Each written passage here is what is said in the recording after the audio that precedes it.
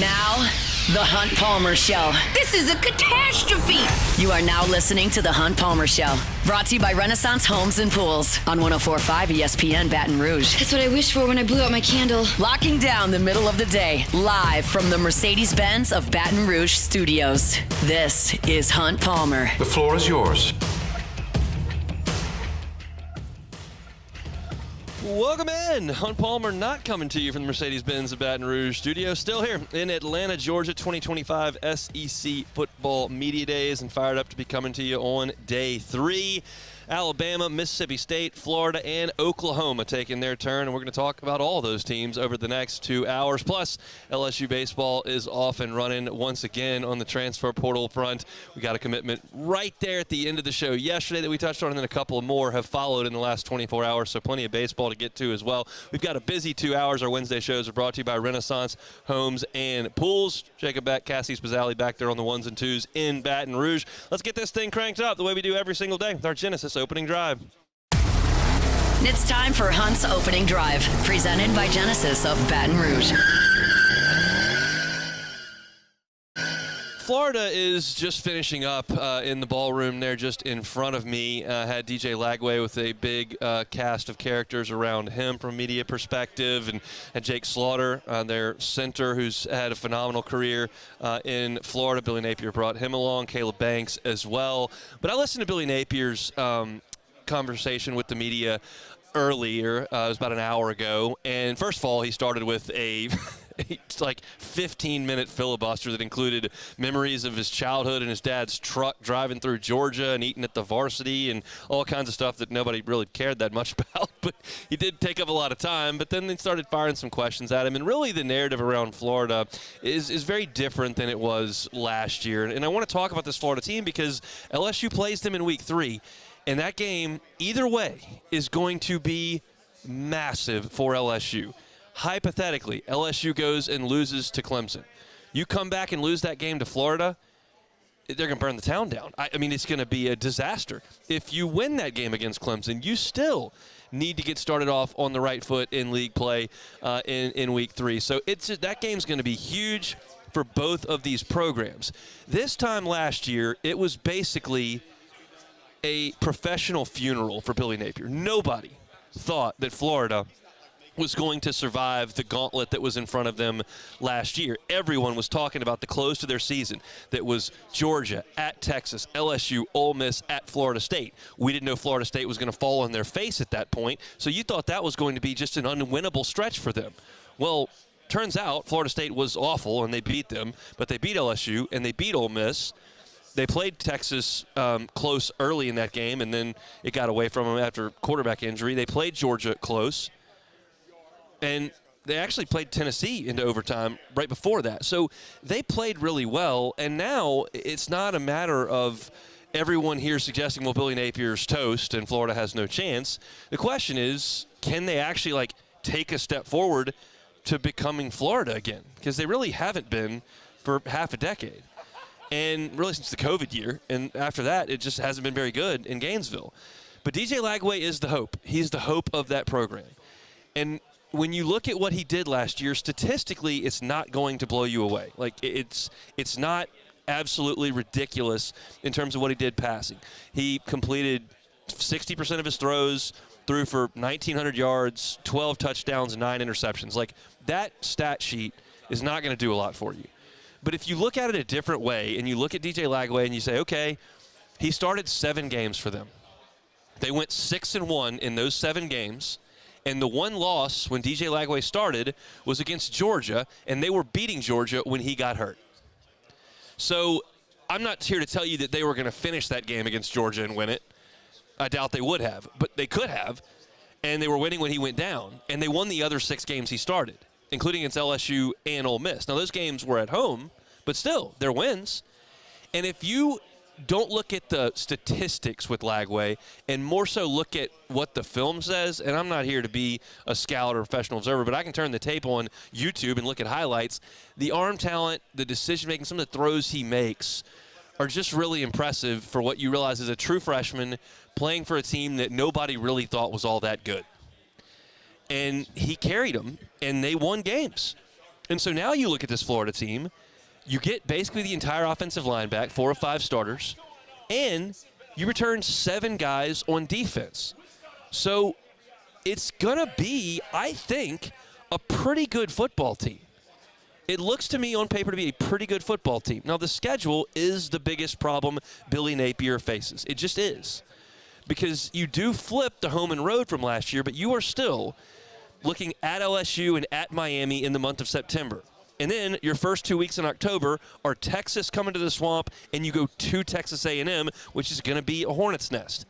And you haven't at that point even gotten to the Georgia game. You got to go to Oxford, and now, weirdly, Tennessee is their last SEC game in the back end of November, and you got Florida State again. We'll see what they are.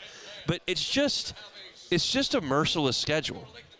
And they don't do themselves any favors with playing non-conference games at Miami and against Florida State. Like, those are 2 tough non-conference teams. Who knows what they'll be? Is Florida State going to be significantly better than that disaster of last year? Are they still going to be bad? And is Mike Norvell going to be in trouble? We'll see. But you figure Miami will be decent. They don't have Cam Ward anymore, but they've recruited really well with all that money. I don't know if they can coach it at all, but they can recruit it. And it's just a very difficult schedule. So for that reason, like, no one here that I've talked to is considering Florida a threat to win the league. But it's not the tone that we had last year when everybody looked at Florida and said, well, they're going to win 4 games and fire Napier. And it kind of looked like they were going to win 4 games and fire Napier because they lost to Miami and they got smoked by Texas A&M in the Swamp. Those 2 games, they lost by a total of, it was 74-37 was the score combined in those Miami and A&M games at home.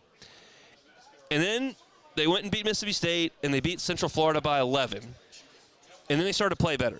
That's when they took Kentucky to overtime. They took Tennessee to overtime on the road and lost. Walloped Kentucky, hung with Georgia, got beat at Texas, but then beat LSU, Ole Miss, and Florida State to finish things. Does it look like that again? Because nobody in Gainesville is banging the drum for you to go out there and go 8-5. Like, that's not the standard in Gainesville. But it's far better than everybody thought. So are they still 8-5 team, or can they win 9? Can they win 10? At that point, if they win 10, you're talking about Billy Napier having truly solidified himself in Gainesville as a guy that's got this thing figured out. If it tips the other direction and you go 6-6, well, now they've got a decision to make. I feel like there's a lot of variability here with Florida and what they're going to be. But I told you, like yesterday, I don't like Tennessee on paper. I feel differently about Florida. I think this is a Florida team that's going to be pretty good. And to wrap it back around, like I started this thing off, talking about Florida from a local perspective in Baton Rouge, that game's meant a lot of different seasons. And it's going to be huge this year. It's odd to have that game in September. That's generally an October game. Of course, it's November and December in the case of throwing the shoe in the fog. But I think we thought last year, well, it's Florida. They'll handle them. That's a win for LSU. And maybe there are people right now that are saying, well, they'll win that game. It's at home. And if you're there, that's great. I'm not sure I am. Like, I think that's a game that is dangerous if LSU's not improved on the defensive side, because Lagway is a threat. He is absolutely a threat. They've got to figure out what they're going to do with their weapons, but I like Eugene Wilson, who was hurt last year. He was a 5-star recruit at wide receiver who can be a big-time player. Jaden Ball had a really nice freshman year. He's an all-SEC freshman last year at running back, ran for 5.1 yards per carry. Dallas Wilson is a big-time freshman that they pulled in, 5-star. So it's an evolving group of skill position players for DJ Lagway, but I think he's pretty good, and the offensive line in front of him is really veteran. So this Florida team is one that I'm elevating in my SEC hierarchy from last year to this year. Maybe that's just me taking that last 4 games of the season that they played and reading too much into that. I will admit that may be the case, but that was an impressive month that Florida played. And Billy Napier inherited a mess from Dan Mullen. There was not any recruiting going on. The infrastructure at Florida in terms of their facilities and their NIL capabilities was pathetic, and he had a hard time getting it off the ground. But he got Lagway to come to Florida and stay there, And now he returns a big group from a team that finished strong. And Napier today, when he was talking to the media, praised kind of the resolve of the team. Like, hey, this is a group that could have packed it in. You get blasted on your home field by Miami and Texas A&M. Like, you may think, hey, the coach is going to get fired and we need to pack it in, and where can we go transfer to try to make some more money? And they didn't do that. And then their quarterbacks got hurt. Mertz and Lagway both got hurt at different times, and they filled in for each other, and they made it work. But that's a lot of adversity for a team to go into that has not had a lot of success. None of the guys in orange and blue have had a lot of success in Florida, relatively speaking to what Florida can be. And those guys stepped up to that challenge, and they delivered a really good, strong month. And so I think Florida is probably an 8 or 9 win team this year. And I think that that's a step in the right direction for Florida, who would then come back, I think, with Lagway, if they can keep him as a third-year starter as a junior, and maybe they're a contender to take a swing at the SEC title. I mean, we know that that's possible in Gainesville, just hasn't looked that way on the field for the last 5 years.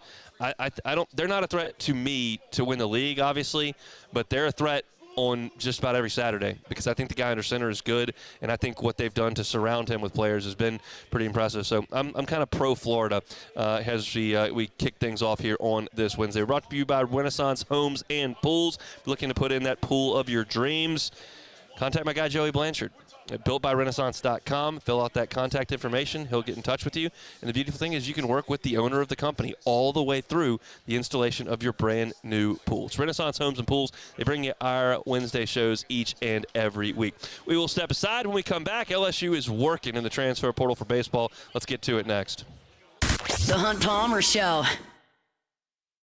Genesis of Baton Rouge, genesisofbatonrouge.com is the website. Every car that's on the lot is online at genesisofbatonrouge.com. They just want to make things convenient for you. That's what they take pride in over at Genesis of Baton Rouge. They got first-class people, and your experience is going to be first class. From the facility, when you walk in, it feels like you're in a 5-star hotel. The service is phenomenal. You'll feel like a guest and not a customer. You want to get behind the wheel of one of their cars? Absolutely. Just chat up one of their brand ambassadors.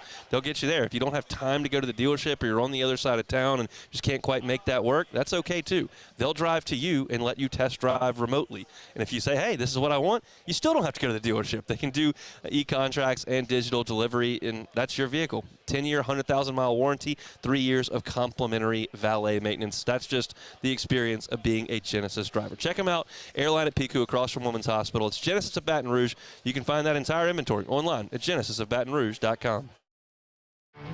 There it is, the extra mile, on the border of expected and extraordinary, for those willing to go further, like vans customized for work or play, with safety and tech to keep you connected. Supported by a 5-star sales, service, and finance team. And backed by the 1-star you know. So go the extra mile. It's never crowded, because so few have what it takes to go there. Mercedes-Benz Vans. These ice cubes could have been a thankless bed for an all-you-can-eat salad bar. But instead, they cradle and cool the crisp, refreshing Dos Equis. Nicely done, Ice Cubes. Businesses like yours are the soul of our community. You deserve someone who'll deliver the internet services you deserve. That's why local businesses rely on Rev Business, 90 years of building connections. Visit us at letsrev.biz.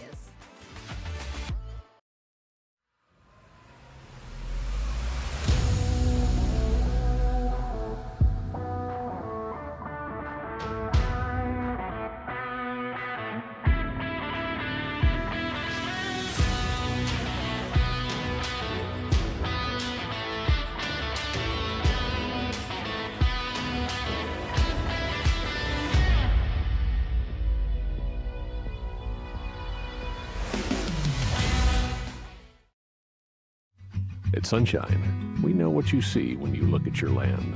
Where others may see dirt, you see the foundation you've built your life on. This, it's hallowed ground. It's past, present, and future. We're proud to provide quality John Deere equipment to help you maintain the land you love. Check out our current promotions and learn more about what it means to be powered by sunshine at sunequip.com. Man, age is just a number. Don't let it dictate how you feel. Goodwood Men's Sexual Wellness has anti-aging services that can help you look and feel your best. Visit yourgoodwood.com and discover a renewed sense of vitality. At Luba Workers' Comp, our journey began over 30 years ago with a simple belief: our clients come first. At Luba, our business has always been focused on people, not policies. Through every success and challenge, we've continued to grow because we've stayed true to our values, committed to providing you with genuine dependability. Because your well-being is more than a priority. It's our purpose.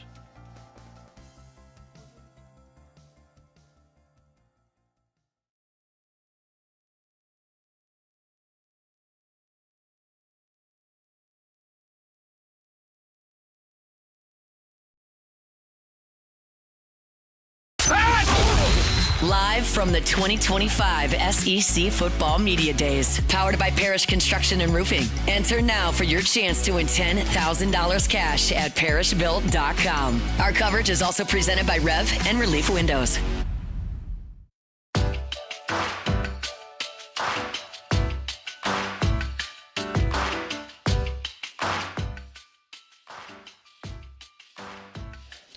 Here on Radio Row in the College Football Hall of Fame SEC Media Days 2025. Brian Haydad from Super Talk Mississippi is going to come talk Mississippi State Bulldogs with us here in about 15 minutes. Looking forward to that conversation. Jeff Lebby, year 2. Jeff Lebby was on with the morning show guys today and took his turn at the podium a couple of hours ago. So we'll talk dogs with Brian Haydad coming up here in a few minutes. LSU continues to roll in the transfer portal as far as baseball goes. As we were on the air yesterday, you saw the commitment from Zach York of Grand Canyon, big thumper who can play some first base for you, but is brought in to be a power bat. He's a guy who hit 13 home runs a year ago at Grand Canyon as a left-handed hitter and profiles as a power bat in Baton Rouge in the middle to bottom third of the order.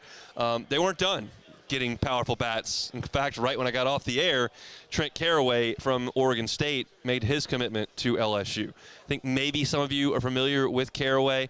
Caraway was in the College World Series with Oregon State this past year, and he made headlines in the regional when he hit 5 home runs in the Corvallis Regional. He was named the regional most outstanding player.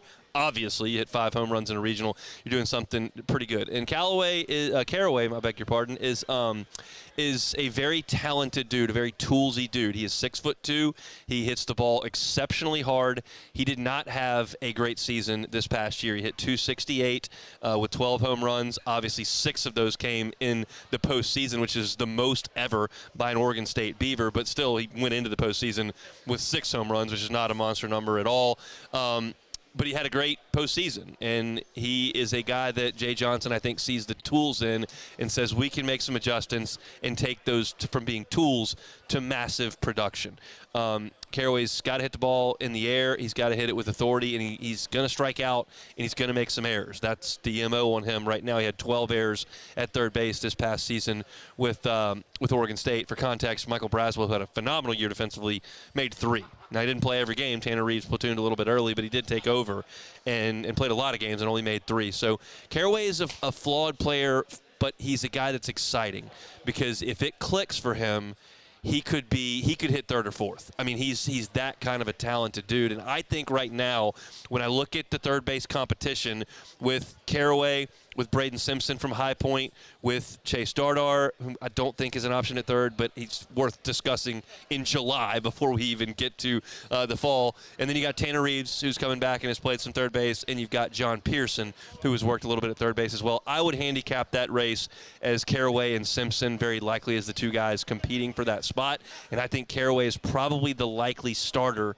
for LSU at third base. There's a lot that can change between now and then. You've got a fall, you've got a winter break, you've got the preseason, but I think that Caraway is probably LSU's third baseman, and it's exciting because it would not shock me at all if something clicked in LSU's development with him, and all of a sudden he went from a guy that at Oregon State last year hit 268 with 12 home runs as a guy at LSU that hit 275 with 15 or 17 home runs, and that's a big-time season. So there are going to be some strikeouts. There are going to be some errors. He had his issues this past year at Oregon State, but the talent is massive, and I think it's a very, very big get for LSU. And then they kept the momentum rolling today as they added Cooper Moore. And if you missed this, right-handed pitcher from Kansas. He was the Jayhawks ace this year under head coach Dan Fitzgerald, who worked at LSU with Jay Johnson.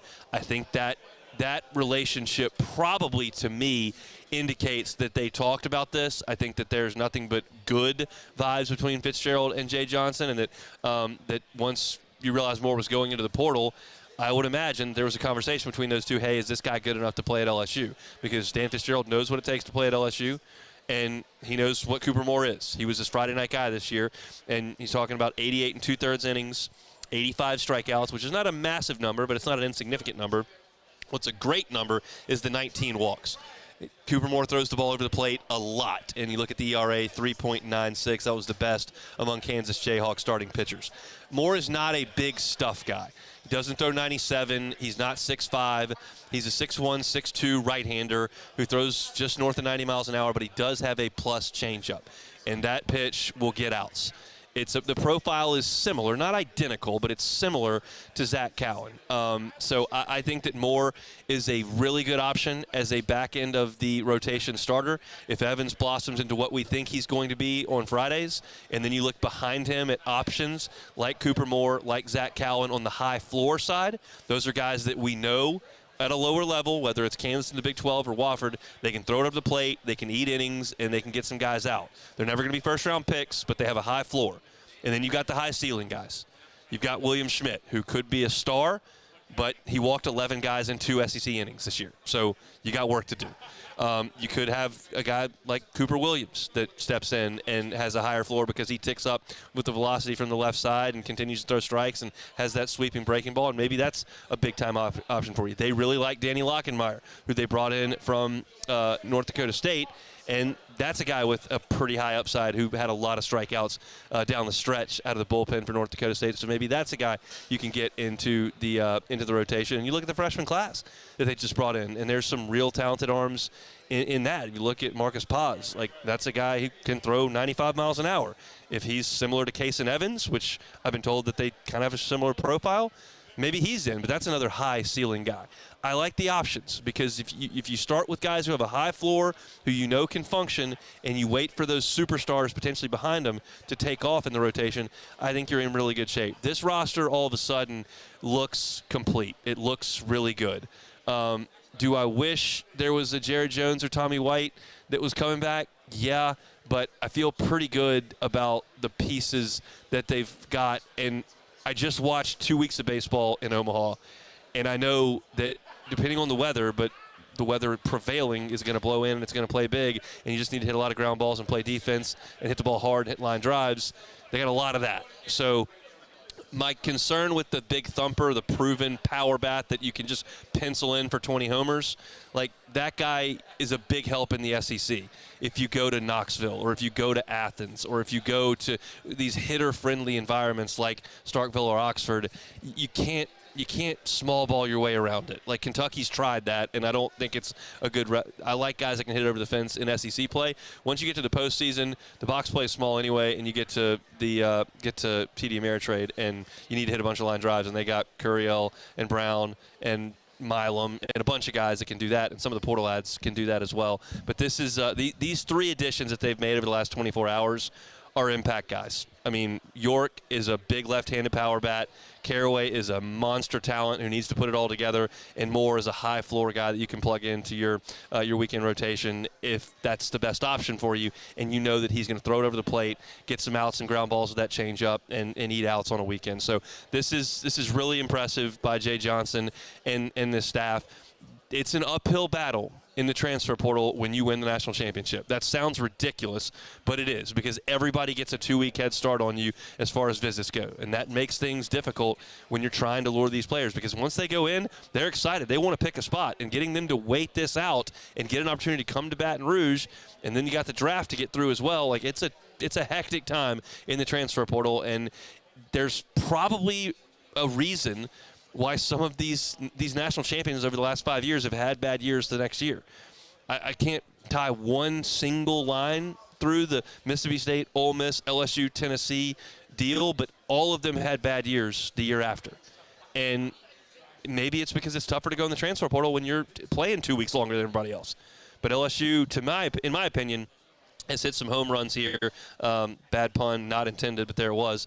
And they've got some real impact guys that they're going to bring in this class. So Zach York from Grand Canyon, Trick Caraway from Oregon State, Cooper Moore, right-handed pitcher from Kansas. Big-time stuff from Jay Johnson and his crew to get this roster assembled. Awesome, awesome stuff for LSU. We're here at SEC Football Media Days. Been here all week long. Still got one more day to go, but we got a lot of show to go today. We wouldn't be able to be here without our sponsors. Big-time shout out to Parish Construction and Roofing. You can sign up for your chance to win $10,000 at parishbuilt.com. Also presented by Rev and Relief Windows. We have heard from 3 teams thus far in the big ballroom. We heard from Kalen DeBoer this morning. We heard from Jeff Lebby this morning. Billy Napier has taken his turn. We will hear from Brent Venables and Oklahoma a little bit later. I want to talk about the Oklahoma Sooners, which are going to be a massive game for LSU on the road. It's an interesting thing about Oklahoma's offense from last year and how it's dispersed all over the Southeastern Conference, including to Baton Rouge. What have they done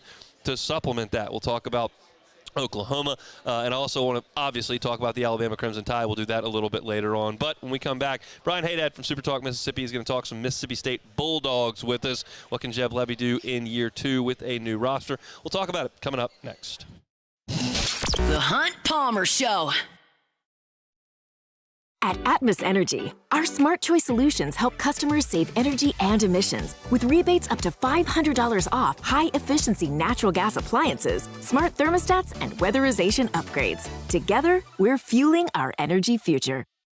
Bayou Chrysler Dodge Jeep Ram is taking $22,500 off MSRP on the brand new 2025 Ram 1500 Laramie with $22,500 off MSRP with a complimentary 7-year powertrain warranty that comes with all new Bayou Automotive vehicles. If you need sales or service, the crew at Bayou Automotive is going to do right by you.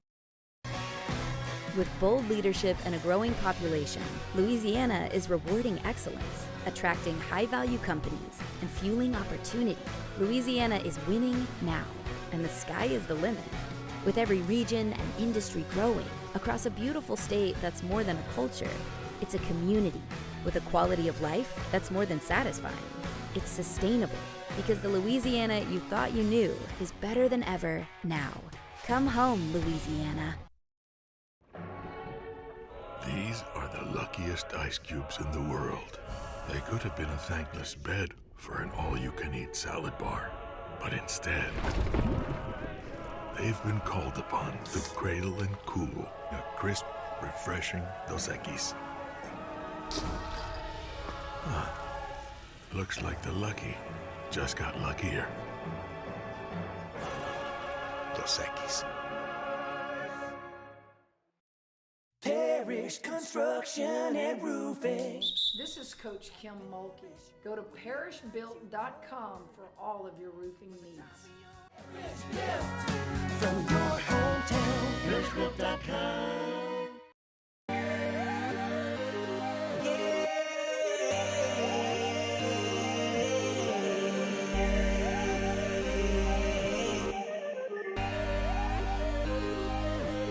You gotta believe in a dream. Believe. You gotta believe in a dream. Believe. You gotta believe. My whole team on wild. At Bayou Automotive, we believe in a sales process that puts you first. We want you to experience an easy purchase with clear pricing and great service. Let Bayou Ford and Bayou Chrysler Dodge Jeep Ram be your trusted partners in finding your perfect vehicle. The crew at Bayou Automotive is going to do right by you. At Auctioner, we know healing is a team sport. That's why we've partnered with world-renowned orthopedic surgeon Dr. James Andrews to create the Auctioner Andrews Orthopedics and Sports Medicine Institute. Whether you're a professional athlete or a weekend warrior, our team of specialists are dedicated to getting you back in the game. So whatever your reasons are for reaching your personal best, we've only got one: you. Auctioner Andrews Institute. Long live you.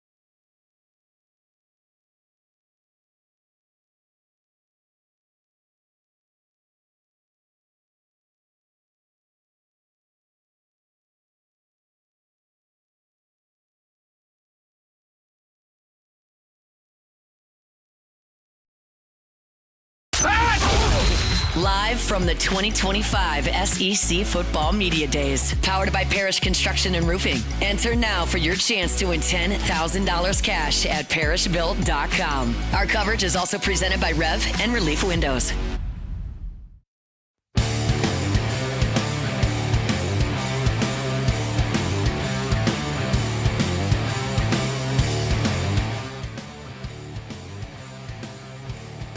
Here on Radio Row, we're going to talk a little Mississippi State football here coming up. Brian Haydad's going to join us from Super Talk Mississippi.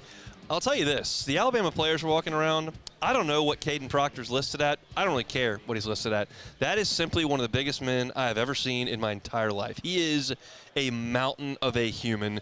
Of course, an interesting story where he's from Iowa, goes to Alabama for a year, plays, then transfers to Iowa for half a semester, then decides he's not going to play for Iowa, then transfers back to Alabama, and now he's at media days. But he is a large man, as most of these football players are. That was just one takeaway from this morning here. We'll talk about Alabama coming up in hour number 2. LSU will head to Tuscaloosa coming up in November. LSU will not play the Mississippi State Bulldogs this year. That was on the schedule every year, forever and ever, amen. No longer, but we still want to talk about the Dogs, and to do that we bring in Brian Haydad from Super Talk Mississippi. How are you, sir? I'm tired, Hunt. Yeah. I'm literally the only person that covers Mississippi State up here on Radio Row. I've been bouncing around from network to network. Were you talking in positive terms about year 2 under Jeff Lebby? All right, good to talk to you, Hunt. Look, let's start with last. 2-10, it was a tough situation. What'd you see? You saw a defense that was not only the worst in the SEC, but the worst by a large margin. Yeah. I'm looking forward to bringing you this stat because it involves LSU. Okay. LSU is the second worst scoring defense in the league last year, right? State was worse. The gap between State and LSU, 15 and 16, the same gap was between LSU and Ole Miss at 1. Oh. So State was 10 points per game worse than LSU. They gave up 35 points per game. And now if you take non-conference games out where they give up, 7 to Eastern Kentucky, it's worse. Yeah. They were historically bad. And, offensively they weren't great, but what can you do when every time down the field you're giving up points? You can't force a stop.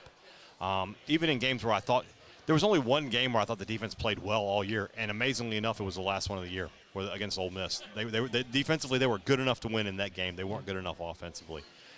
They've got to be better on that side of the ball. I don't know that they can be worse, so they've got to be better. It's funny because you mentioned LSU being second worst in the league. I'm guessing most LSU fans don't remember that because the year before was so bad that it was a step forward, State was worse than that, but it was still bad. Yeah, I know. We just had Jaden Daniels and Brian Thomas and Malik Neighbors, and that helps. State did. Exactly.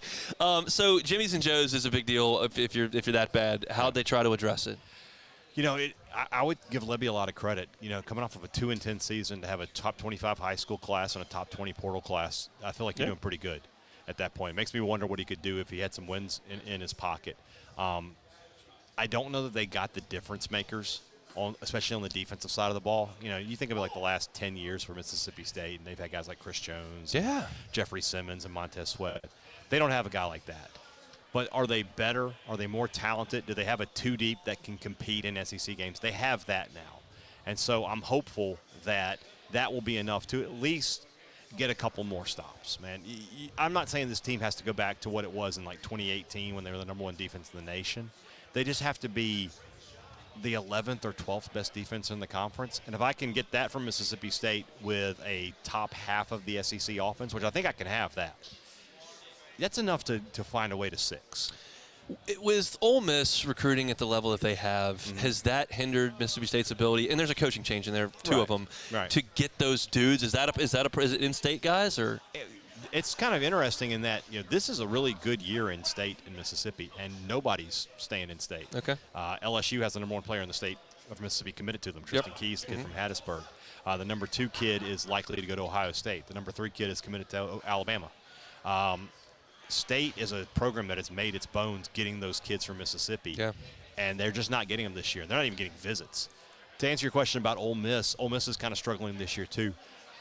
Ole Miss, the way they recruit is a little different than Mississippi State. State has always been more in-state than Ole Miss has. Ole Miss has tried to cast a little wider net. And Florida. And they do a lot more in the portal than State does. Yeah. But the biggest problem for State is State itself. It's tough to recruit when you're 2-10.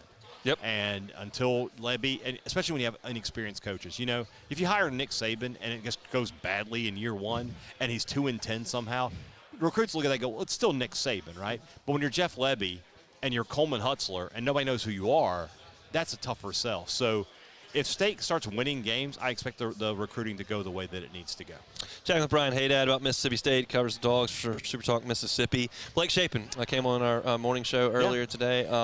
What do we think about him? Just didn't see a lot of him last year because he got hurt. Well, he changed his name. It's now Blake Shapen if he stays healthy. That's his last name now. We had to change that. And if he stays healthy, he can be a productive quarterback. He was good before he got hurt. I think he was completing 68% of his passes. I think he was 9-1 touchdown to interception. State could not run the football in the first half of the season. It was like really bad. That's why they lost Arizona State. That's why they lost to Toledo.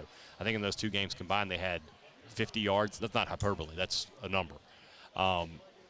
And they got better in the second half of the season, but by that point with Van Buren, who I thought, I know your listeners are mainly LSU fans. Right. For a freshman, I thought he was really good. Mm-hmm. He was a freshman. He was some plays you're like, wow, this kid's the future. And there were some plays you're like, this kid is not good. Because that's what a freshman does, right? This kid is not good. I think State would have won a couple more games if Shapen had been healthy. The Egg Bowl is the one that stands out incredibly enough. So for State this year, if they keep Shapen healthy, and if they can't, I like the backups. Cromenhawk, the kid from Florida State, is an experienced backup. He was, State pursued Jackson Arnold, but Cromenhawk was a more higher rated transfer than was. It was just Arnold had that familiarity, and I know Lebby loves that kid. And then you have Camario Taylor, the true freshman that everybody's going to be buzzing about over the next few years. That's the future at Mississippi State. That's the next. If you're gonna have a next Dak Prescott, that's him for Mississippi State. What does Lebby want to do offensively? Go fast. Okay. He wants to play with tempo. He wants to run the football. People mistake this offense, and it's the same with Kiffin and Heupel too, right? Because they have all these big plays in the passing game, and those are great, but they are set up by the fact that they run the football first. They force you into mismatches. They force you into man coverage, and the next thing you know, there's a guy wide open down the field. So that's what Lebby wants to do. Play fast, attack, be aggressive. But, again, when you're on the field as much as State's offense was last year because the defense was just, so miserable, it's tough. It's tough to do the things you want to do. Running the ball, Fluff Bothwell is going to be a piece of that. Yeah. LSU played South Alabama last year, and you just can't forget that name. So LSU fans are familiar with him. Yes. Do you expect him to be the feature back, or is it going to be the returnee? I think Booth is. I don't know how much there'll be a feature back, to be honest with you. You think about Ole Miss 2021 when Lebby was there as the offensive coordinator, and they had Henry Parrish and Snoop Connor and Jerrion Ely. I think it's kind of like that. I think between Booth, Bothwell, and Johnny Daniels, those three guys. And I'll give you a name that I got to keep an eye on. Is the redshirt freshman Xavier Gayton from Brookhaven, Mississippi. He's got a lot of burst, as they say. What's the word? Twitch. He's got Twitchy, the twitch. yeah. Twitch is good. We'll put a "the" in front of it because we're old people. The Twitch, and but he's an interesting young athlete. I like him a lot. I did ask Lebby and Shapen. I was like, "Do you know another human being named Fluff?" And they didn't. So, and then that's actually his Tiger's name. Tiger's old caddy was nicknamed Fluff. And it was his nickname. This kid's name is Fluff. Yeah. I don't know what it is. Marshmallow sandwiches. Scheduling's so interesting. LSU has got Clemson at the beginning of this season when they feel like they've got a great team, but then you've got this monster opener, and you put Arizona State on the schedule, and you probably don't think twice about it, and then you go, oh, yeah, okay. Yeah. How do you feel about that game in week 2? You go back and watch a year ago. State only lost that game by 7, and that's the game where Shapen had a fumble that got returned for a touchdown. So, they were right there with them. That was the game. That's the only game of the year, or one of the few games of the year I can say the defense wasn't the problem. Like, they lost that game offensively. They could not run the football. Now, I'm saying that knowing that Cam Scadaboo rushed for about 6,000 yards in that game against Mississippi State. But they did enough defensively to win. Obviously, it'll be a night game. You got to be 1-0, though. I hate to sound like Jeff Lebby. You see that 1-11 next to Southern Miss's name. But that's a totally different team. Right. They bring in Charles Huff from Marshall. He brings 25 transfers from the conference or the Sun Belt champions. State would have lost to Marshall had they played them last year. So I think State will win, but that is when you lose to Toledo 41-17, the word gimme game, you don't get to have that anymore. So that's where Mississippi State is right now. I hate to echo that because it is very cliched, but State has to focus on August 30th and beating Southern Mississippi. I look at the schedule and I think, man, if I'm a Mississippi State season ticket holder, like the Rivers family. I just said this. I'm If you are no, it's not even a Mississippi State fan, a season ticket holder, right? If you're just a fan of college football, you come to Starkville, you see some good teams this year. Arizona State, Tennessee, Texas, Georgia, and Ole Miss. That's 4 playoff teams. So look at State's home schedule, right? You have an FCS team, so obviously you're going to beat them. Right? Yes. Northern Illinois beat Notre Dame last year. They did. They come to Starkville. Arizona State was in the playoff. Texas was in the playoff. Tennessee was in the playoff. Georgia was in the playoff. Ole Miss just missed the playoff, and it's Ole Miss. Yeah. I mean, I know it's the SEC and everybody's schedule is tough, but gosh. What does the fan base think? I mean, about that and coming out every night, and even if it's not going awesome, can you find us? Like Florida last year was left for dead, and they kept fighting, and all of a sudden they ran into Mississippi State, and that got them going. That did in Starkville. Yeah, they was called a slump buster, I believe was the term. So, do you feel like the vibes will be okay? I know our friend Rivers here loves the word vibes. The vibes in Starkville are nervous right now. They just are scared that it's going to be too long. You know, you think about 2 years ago. You know, you win the Egg Bowl in Oxford, and you've got Mike Leach, and you're like, all right, we're about to take off here. Next year, bringing back Will Rogers. He's going to throw for 5,000 yards. And then Leach passes away, and then Arnett takes over, and he's just not ready for the job. And the first thing he does is get rid of the air raid, which is the only system that Will Rogers can thrive in. And it just doesn't work out. And then he's gone, and now Levy's in there. And there's just been so much change. I went over the other day. 2017 was Mullen's last year. So that's, that's 8 years ago. Mullen, Moorhead, Leach, Arnett, Levy. And if Levy goes 2-10 again this year, do I have another guy? We're really going to talk about 6 head coaches in a 9-year span? You can't win like that anywhere, let alone Mississippi State. So State fans just want to see some progress. They will buy in if they see progress. The money's there. State announced this week they've raised $85 million in funds this year. That's a huge number for Mississippi State. And they've got – is that all you? 90? Okay. And but that's a great number for Mississippi State. So the fan support is there, and they're ready to go, but got to see some wins. Are they going to win some baseball games next year? That's going to happen. That your listeners, I don't make a lot of guarantees. That team's going to be right up there. We like it. LSU's pulled in 3 commitments in the last 24 hours. There's going to be some high-level baseball. I was going back and forth with Moscona about this at dinner last night. I didn't like what he had to say. So. About what? But he didn't like O'Connor. He thinks it's not a good hire. Well, who is a good hire then? He's got I don't know what else I could tell you. They weren't good this past year. But I don't know who you think you're going to hire. I mean, at that point, I'm sorry that we couldn't get Joe Torre circa 1995 out of retirement. So. Well, Ryan Haydad, Super Talk Mississippi Talking Bulldogs. We appreciate it. We'll let you get back to work. Yes, sir. All right, let's look at the Mississippi State Bulldogs. One segment to go here in hour number 1. We'll do that with some What If Wednesday when we come back. The Hunt Palmer Show. When it comes to industrial construction, River Parish Contractors can do it all. Mechanical, structural, custom fabrication, specialized welding, and turnaround services. Strategically located in between Baton Rouge and New Orleans, we have the local team with the experience and commitment to safety to manage the most complex industrial projects. Period. Here's the deal. Partnering with us means your project is delivered on time, on budget, and most important, safely. River Parish Contractors, let's get building. Gulf Coast Office Products is a nationally recognized Savin office equipment dealer based right here in Louisiana. Over 100 employees strong, Gulf Coast has the boots on the ground to support all vertical markets, from education, engineering, legal, and finance. With the latest in office technology, from desktop to production segment units, Gulf Coast and Savin have the perfect fit for you. Call 225-756-2644. That's 756-2644 for Gulf Coast Office Products.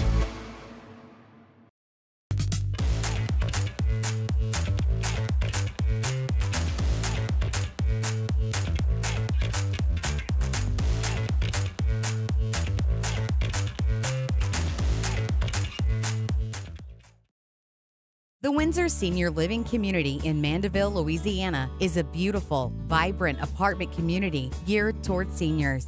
They are nestled right in the heart of Mandeville, where seniors live a more carefree lifestyle in spacious apartments with the peace of mind that comes from having a little extra help. Call the Windsor at 985-624-8040 to schedule a lunch and tour.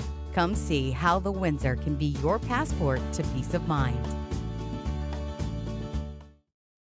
ED, low T, or simply seeking to optimize your health and performance? Goodwood Men's Sexual Wellness offers a range of discreet services to address your specific needs. We empower men to reclaim their health and confidence. Visit yourgoodwood.com.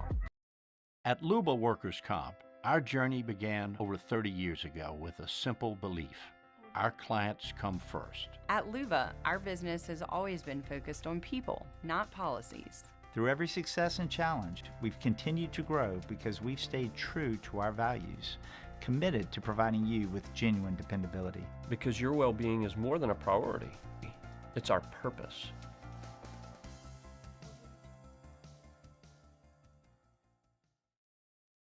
BRAC teamed up to reimagine your parks, and you imagined big. With your help, we went to work, creating 12 beautiful community parks across the parish. A family-sized water park, miles and miles of trails, and parks just for your dogs. There are more places to splash, to explore, to run wild, and even soar. You imagined, we delivered. Gold. BRAC, your #1 park system in the nation.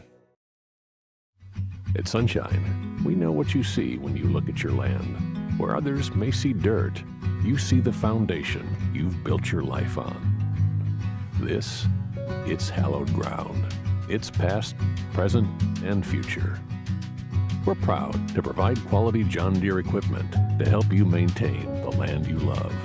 Check out our current promotions and learn more about what it means to be powered by sunshine at sunequip.com.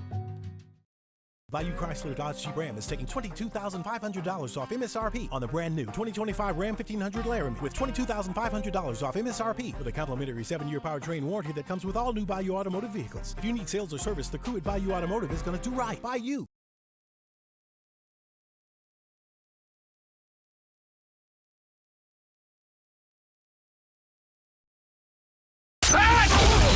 Live from the 2025 SEC Football Media Days, powered by Parish Construction and Roofing. Enter now for your chance to win $10,000 cash at parishbuilt.com. Our coverage is also presented by Rev and Relief Windows.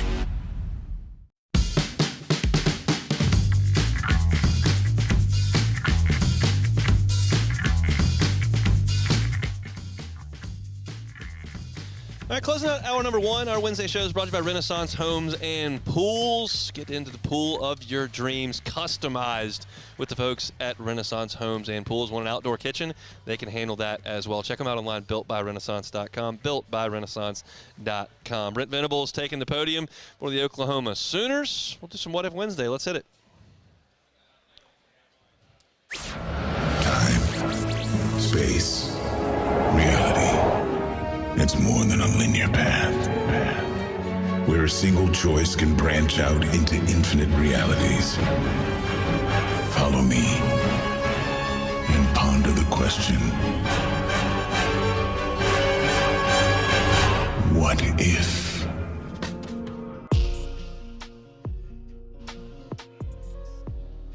Alrighty, first one here. What if LSU loses to Tennessee in the 2007 SEC Championship?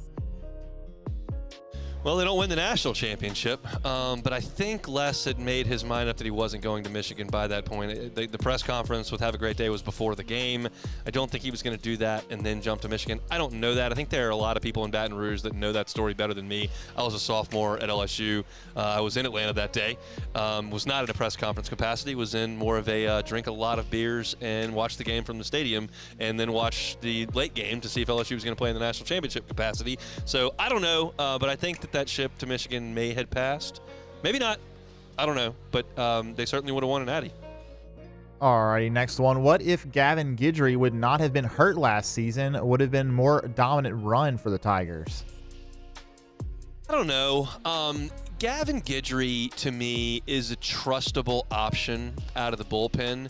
I don't know that he's an All-American. I don't know that he's some sort of elite closer. I think he's just an athletic pitcher with a good breaking ball who generally throws strikes, and he would have helped. But the bullpen with Evans and Cowan was brilliant for like 10 weeks.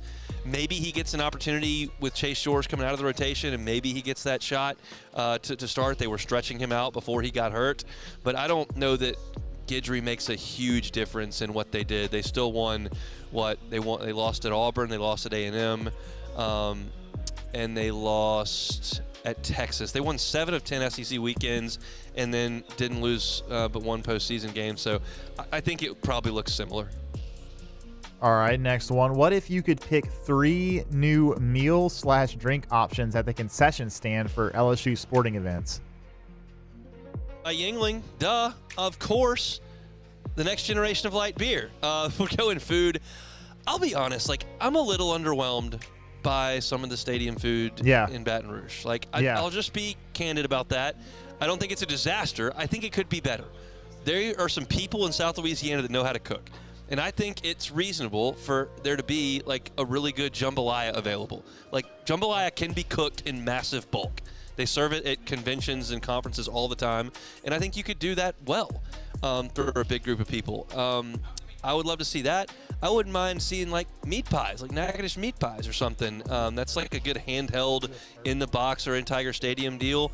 I just feel like that there's some lacking stuff as far as the concessions go. That's just my opinion. Beck, I heard you. Sounds like you concur with that. Alrighty, next one. What if William Schmidt became your Friday guy next year? Awesome, because that doesn't sound to me like Kason Evans has faltered. I think we understand what Kason Evans is, and the likelihood that he's a very good starter next year in the SEC is high. It's not a slam dunk. We've seen guys come out of the bullpen, then try to start in the SEC, and it hasn't gone great. Matty Ott didn't do well. Zach Hess didn't do very well. Chase Shores didn't translate as well. It's not a guarantee, and he did get knocked around by Tennessee, did get knocked around by Arkansas. No, he didn't get knocked around by Tennessee. He got knocked around by Arkansas and someone else. But A&M knocked him around a little bit. But he's probably going to be good. And if Schmidt is better, that's huge. There are very few players on the roster whose floor and ceiling are further apart than William Schmidt, because the floor was this year where he could not help you at all, and the ceiling is still massive. Like, he still throws 95, 96. That's probably going to be upwards closer to 97 when he puts some weight on next year, and the breaking ball has just vicious spin to it. It's just a matter of, can he take his fastball and throw quality strikes with it? And if he does that, and if he becomes a Friday guy, well, you've now got an obscenely talented pitching staff with Evans and Schmidt at the top of it, and you've got a lot of options for what could be the next spot. So I would champion that if William Schmidt could find his way to the top of the rotation. All right, last one. Following with that, a little bit more LSU baseball. What if the LSU baseball roster is complete? Give me 1 through 9 with position and your starting rotation. Whole lineup, I think that's biting off a lot here. Let's go around the horn. Aaron Beatty is the catcher. At first base, you got a competition, to me, probably between Dardar and Zach York. And I think that York is actually a little bit better first baseman than you think, for the fact that he weighs 300 pounds. He played pretty well at first base this past year at Grand Canyon. Second base, I think, is Dardar, Simpson, or Reeves. Shortstop's Milam. Third base is, to me, Simpson and Caraway. And then in the outfield, you're set. You've got Curiel and Stanfield and Brown. In whatever way you want to shuffle that, it's very possible that Derek Curiel would go to center field and they'd move Stanfield over to left. We saw a very similar thing happen with Stephen Milam and Michael Braswell, where one took the premium position from the incumbent starter because there is a higher ceiling there. There's a possibility that happens. So if I'm going to put out there the first day, I would go with Aaron Beatty at catcher. I would go with Zach York at first. I would go with Dardar at second, Milam at short, Caraway at third, Simpson at DH, Curiel, Brown, Stanfield in the outfield. That's a good lineup. That's a high-end SEC lineup that he's put together after some really significant departures. So that's great stuff, and I'm already. It should be a shocker to everyone. I'm already pretty excited to get out there in the fall and watch them run around a little bit, and excited to see a little bit of new paint on that Intimidator as well. So that's a look at What If Wednesday here on this Wednesday. It's been a fast-moving first hour here from SEC Football Media Days. I want to give a shout out to the sponsors that obviously make this entire week possible, and we have been here since chance Sunday night. Thanks to the folks at Parish Construction and Roofing. If you want a chance to win $10,000, go to parishbuilt.com. Also presented by Rev and Relief Windows. Open the show talking about Florida. I think Florida is fascinating as a team this year, and it's really fascinating from a local angle because LSU and Florida play in Week 3. So I talked about the Gators at the top of the show. I'm high on them. I said that. I don't think they're a conference championship pick. I think they're a team that could win 9 games. And against that schedule, you'd have to be pretty good to get that done. Talked about LSU's transfer portal additions over the last 24 hours in baseball, 2 bats and an arm, so we can go catch that on 20. demand if you missed it. And Brian Haydad 20. from Super Talk Mississippi was with us at 1:30 talking Bulldogs. All that is on demand wherever you find your sound. Just search Hunt Palmer Show. Like, subscribe, rate, and review. A lot to do in hour number 2. Gary Stokin from the Peach Bowl will be with us at 2:15. We'll come back and talk a little about Oklahoma when we come back. Hour 2 of the Hunt Palmer Show.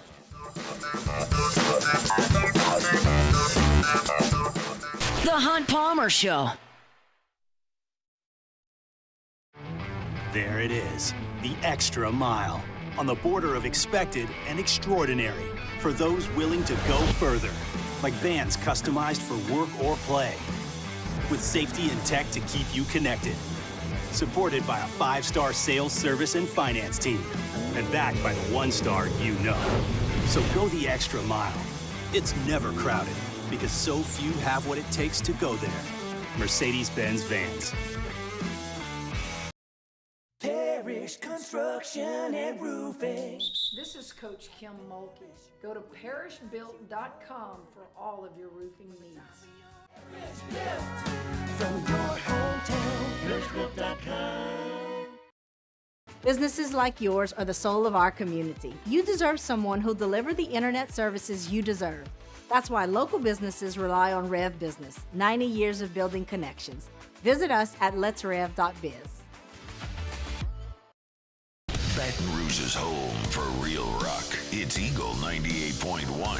Foo Fighters. Led Zeppelin. AC/DC. Pearl Jam. And the flagship home for LSU sports. Take us anywhere with the Eagle 98.1 app. Eagle 98.1 is the rock station. At Bayou Automotive, we believe in a sales process that puts you first. We want you to experience an easy purchase with clear pricing and great service. Let Bayou Ford and Bayou Chrysler Dodge Jeep Ram be your trusted partners in finding your perfect vehicle. The crew at Bayou Automotive is going to do right by you. Men, age is just a number. Don't let it dictate how you feel. Goodwood Men's Sexual Wellness has anti-aging services that can help you look and feel your best. Visit yourgoodwood.com and discover a renewed sense of vitality. At Luba Workers' Comp, our journey began over 30 years ago with a simple belief. Our clients come first. At Luba, our business has always been focused on people, not policies. Through every success and challenge, we've continued to grow because we've stayed true to our values, committed to providing you with genuine dependability. Because your well-being is more than a priority. It's our purpose.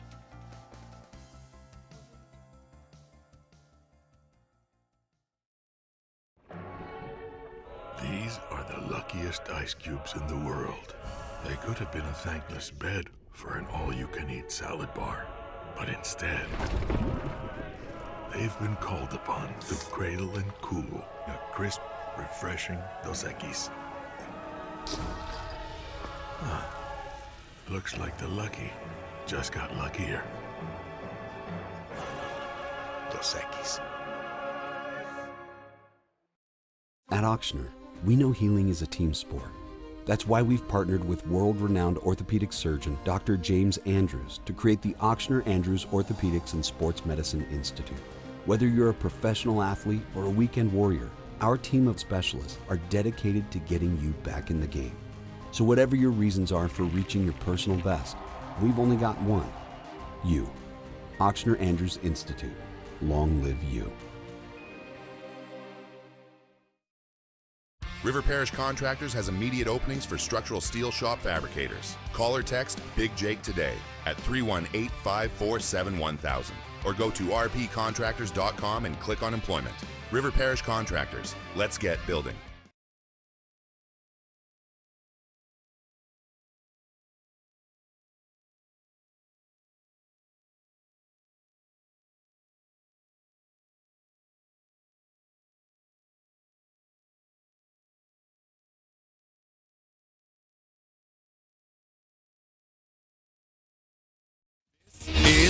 Center.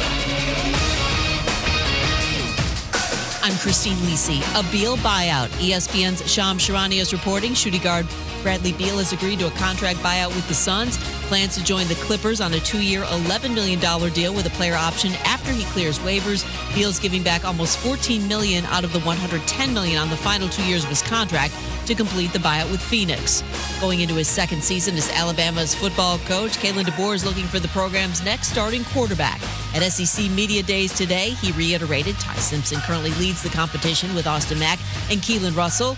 ESPN college football analyst and former Alabama quarterback Greg McElroy. I think Ty Simpson is in a great position, though, to lock down the starting job. Now it's about just going out and doing it. He's a talented kid, highly regarded prospect, but now you have to develop that alpha dog mentality, that confidence in your own ability, because if you're not super confident in yourself, it's going to be tough for the guys to follow you. It's going to be tough for you to lead. WNBA, Indiana's Caitlin Clark, right groin injury questionable tonight against the New York Liberty. Your summer drink is here. Twisted Tea is a smooth, refreshing, hard iced tea with 5% alcohol, making it the perfect drink to take any day this summer to the next level. Twisted Tea Brewing Company, Cincinnati, Ohio. Please drink responsibly. Now, The Hunt Palmer Show. This is a catastrophe. You are now listening to The Hunt Palmer Show. Brought to you by Renaissance Homes and Pools on 104.5 ESPN Baton Rouge. That's what I wished for when I blew out my candle. Locking down the middle of the day, live from the Mercedes-Benz of Baton Rouge studios. This is Hunt Palmer. The floor is yours. Wednesday edition of the Hunt Palmer Show, working towards the weekend. Appreciate you hanging out with us here on 104.5 ESPN Baton Rouge. We're here in Atlanta at SEC Football Media Days 2025. Gary Stokin going to join us here in 15 minutes, talk about the Aflac kickoff game here in Atlanta, as well as the Chick-fil-A Peach Bowl here in Atlanta. Always good to catch up with Gary, and we'll do that coming up here in 15 minutes. Oklahoma is taking their turn right now just in front of me. Brent Venables is up there speaking to the assembled press media, and this is a team that is going to have to figure something out on offense. Obviously, last year was just an abomination of an offense, quite frankly. Statistically, they were 113th in the country in total offense. That's really hard to do. They were 119th in the country in passing. They could not complete a pass. Now, some of that was a poor job of play calling and execution. Some of that was losing your top 6 wide receivers. That's going to hurt the passing game no matter what. And the rash of injuries at Oklahoma last year was really, really bad. And the result was 97th in the country in scoring offense. I want to talk about what they did to replace that in a minute. But there's another interesting piece, and there's a local tie to it, with Oklahoma's atrocious offense from last year. Some of the pieces to that offense have been dispersed in the Southeastern Conference. We talked about yesterday, Auburn's quarterback is now Jackson Arnold, who was a massively important recruit for Oklahoma to get, the number 1 quarterback by some in the country, and they bring him in, and it was just a mess. Can he find himself in a better situation at Auburn, where I think they've got a good offensive line and great receivers, and can he flourish after a disaster of a first year at Oklahoma? You're well aware that 2 of the pass catchers are in Baton Rouge. You've got Bauer Sharp at tight end and Nick Anderson at wide receiver. And the thought is that Bauer Sharp's going to play a ton for LSU, both blocking and catching passes. He's going to play more of a Mason Taylor role, where Trey'Dez Green is more of your pass-catching option. And Nick Anderson could be, one of your top 2-3 receivers if he's healthy, based on what he did 2 years ago when he set the Oklahoma freshman record for touchdown catches. So you got 2 of those in Baton Rouge. And then Mississippi State's here today. And Brennan Thompson played at Oklahoma the last 2 years. He started his career at Texas, was there with Xavier Worthy and some of those guys, and then he went to Oklahoma, and now he's making his final stop in Starkville. So he's going to be one of the biggest options for Mississippi State. They think enough of him as a player and a person that he's never played a game for Mississippi State, and he's here representing them today. And I sat and watched him talk for 15 minutes earlier, and he's an impressive young man, got married. And I asked him about Nick Anderson. He said he's a special guy and is a really big talent.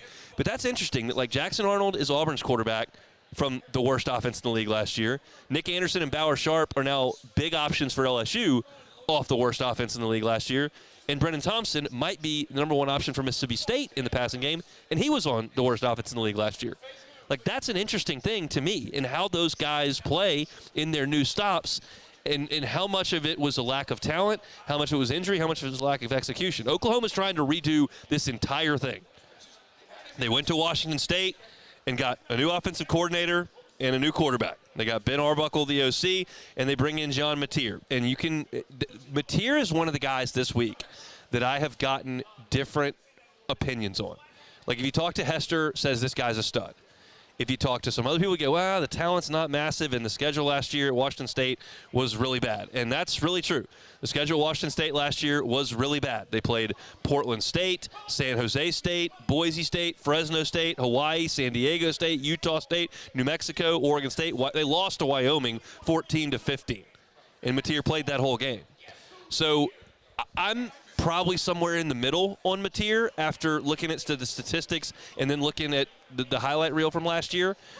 He runs a lot and is not super fast, and I don't know if running against New Mexico and San Diego State is quite the same as running against Tennessee and Texas. I think that's probably a little bit different, but he is a pretty quick decision maker. He does have enough arm, and he understands this Ben Arbuckle system, which is going to spread the field and is going to throw it a good bit. I think that they've tried to go into the transfer portal and supplement this offense that lost. I just told you, everybody, all their skill guys left. So it's now restocked the shelves. They go to the transfer portal. They get Jaden Ott, who ran for 2,500 yards at Cal. He's a home run hitter. He's got good speed. He's shifty. They're going to get him the ball in some space. Isaiah Satania may be their number one receiver. He was at Arkansas last year for an offense that statistically was really good. I'm not sure if I thought it was actually really good. Taylon Green was so up and down. You never kind of knew what you were going to get. But that's the main thing for these guys is to try to get something going on offense, because last year they couldn't do it. I am stunned, flat line stunned, that Brent Venables has fielded bad defenses at Oklahoma.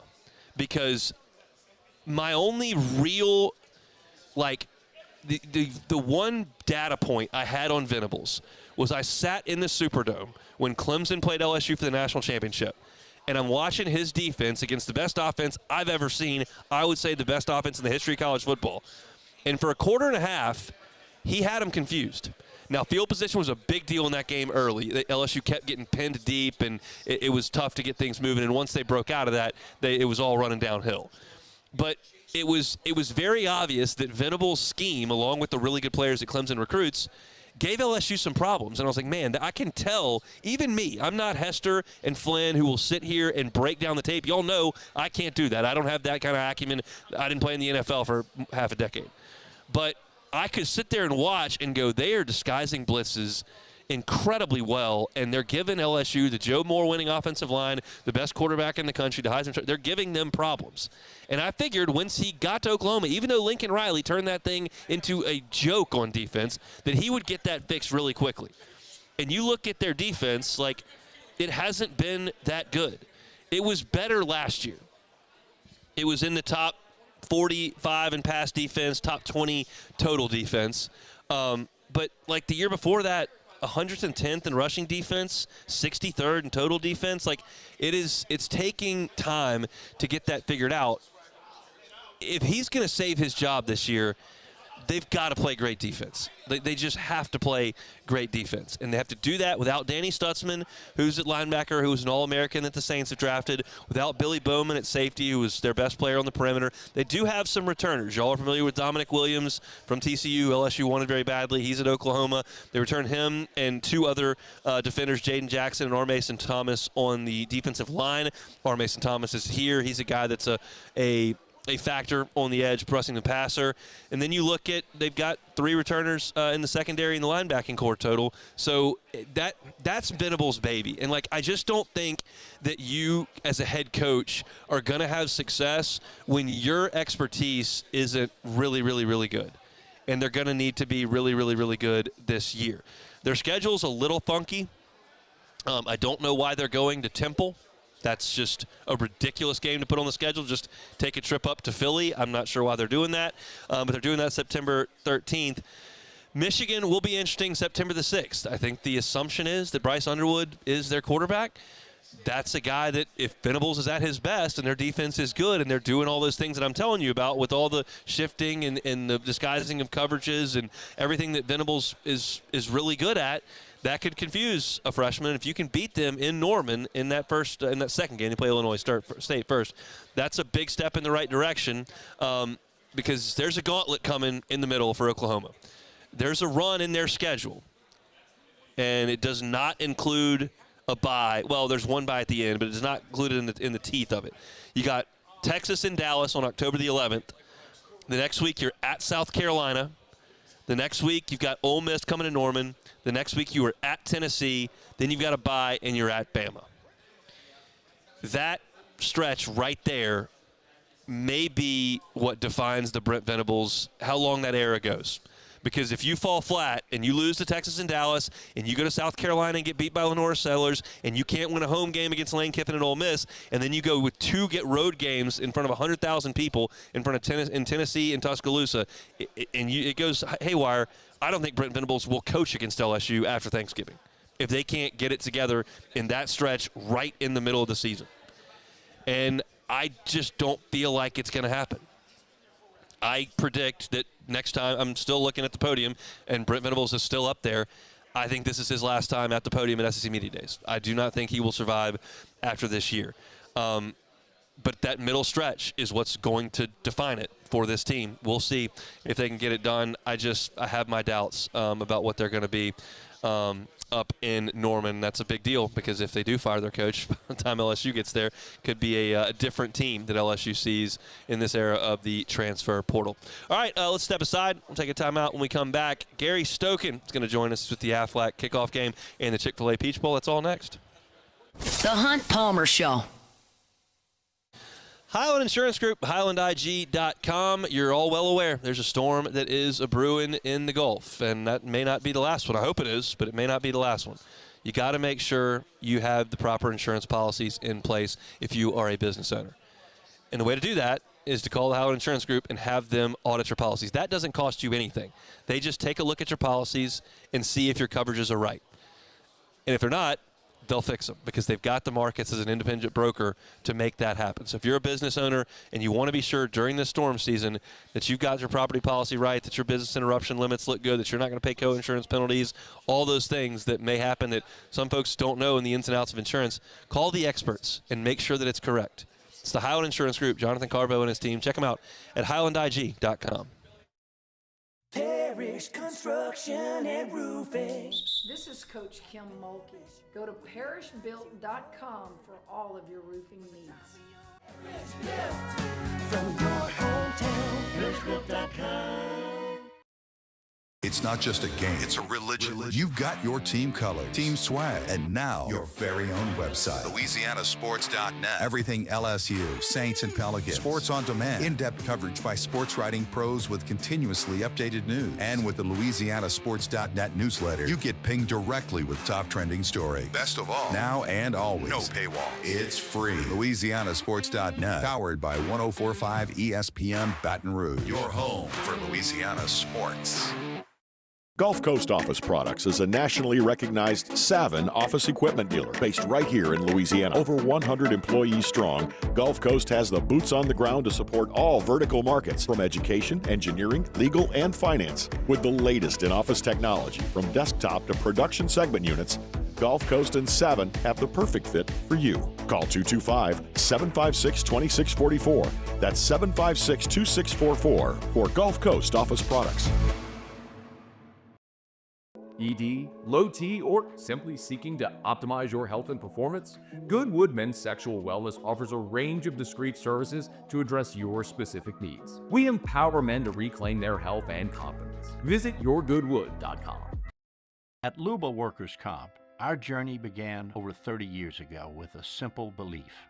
Our clients come first. At Luba, our business has always been focused on people, not policies. Through every success and challenge, we've continued to grow because we've stayed true to our values, committed to providing you with genuine dependability. Because your well-being is more than a priority.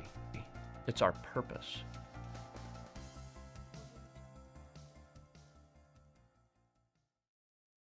Breck teamed up to reimagine your parks, and you imagined big.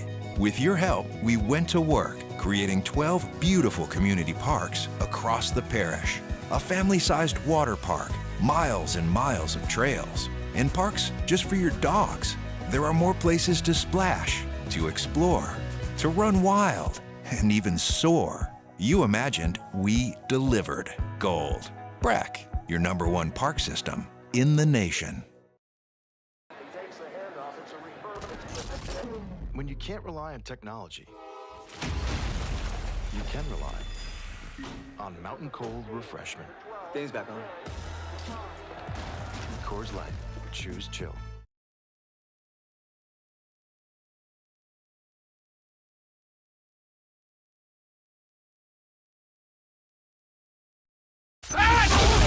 Live from the 2025 SEC Football Media Days, powered by Parish Construction and Roofing. Enter now for your chance to win $10,000 cash at parishbuilt.com. Our coverage is also presented by Rev and Relief Windows.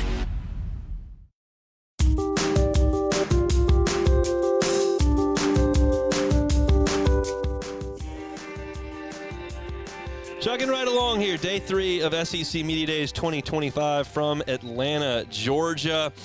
Now time for us to chat a little bit about the Aflac kickoff game and the Chick-fil-A Peach Bowl. No better person to do that with than the CEO and president, Gary Stokan. Good enough to give us a little bit of time here on this busy day. How are you, sir?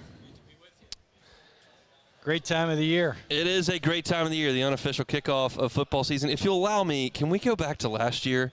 Because I think y'all had the game of the season between Texas and Arizona State. I'll be honest, my cards are on the table. Our morning guy, Jacob Hester, it drives him nuts, but I was like, Texas is going to crush Arizona State. That's going to be a blowout. He's like, I don't think so. They didn't. That was one heck of a football game. It had to be exciting for y'all. And it took a kid like Scadaboo, who was very much like, the LSU Hester, running back Hester, who played in our game. He did back in 05 or 08, whatever it was. Yeah. It was interesting for the lack of a targeting call. You may have seen Arizona State. Mm-hmm. They had the ball at the 35-yard line. They either kick a field goal, though their kicker wasn't very good, or they marched into into the end zone and changes the whole dynamic. But it's interesting that over the CFP era, CBS has looked at all the games, and they had that game and our 2023 semi with Georgia, Ohio State, and the Georgia-Alabama national championship all in the top 5. Yep. So we've had some great games in Mercedes-Benz Stadium over the last few years. I like the one where LSU scored 100 touchdowns in the first half of the semifinal. I realized that wasn't quite as much drama. I enjoyed it personally. That made the top 10. It was. It's interesting. We have our vice president of communications, Oklahoma guy, and Dylan Faulkner is LSU guy, who's our director of communications. And we'll be sitting in a meeting even today, and I'll say, Dylan, did LSU just score again on Oklahoma?